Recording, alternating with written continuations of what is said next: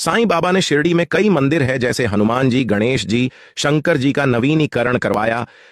ईश्वर की पूजा निर्गुण और सगुण प्रकार से की जा सकती है।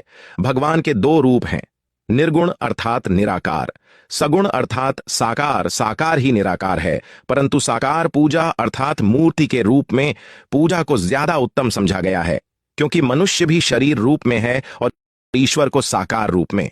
ब्रह्म की उपासना प्रेम से करके निराकार ईश्वर तक पहुंचना संभव है। तात्या नूलकर के साथ डॉक्टर पंडित शिरडी आए। उन्होंने चंदन लेकर बाबा को त्रिपुंडाकार लगा दिया। सोचने वाली बात यह है कि बाबा को चंदन महालसापति के अलावा कोई नहीं लगा सकता था, परंतु बाबा ने एक शब्द भी नहीं कहा और ना ही क्रोधित हुए। बाबा से पूछने पर बाबा ने बतलाया, डॉक्टर साहब ने मुझे अपने गुरु काका पौराणिक समझकर यह चंदन लगाया, अब मैं उनसे मना कैसे कर सकता था।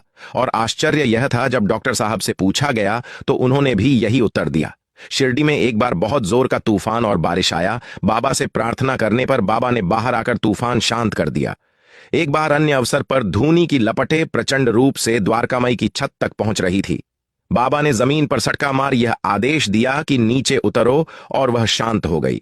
बाबा कभी कभी क्रोधित हो जाया करते थे, पर शांत होने पर प्रेम से बोलते हैं, अरे मुझे तो याद ही नहीं कि मैं कब क्रोधित हुआ। धन्य है वे लोग जिन्हें बाबा के चरण वंदना करने का अवसर मिला।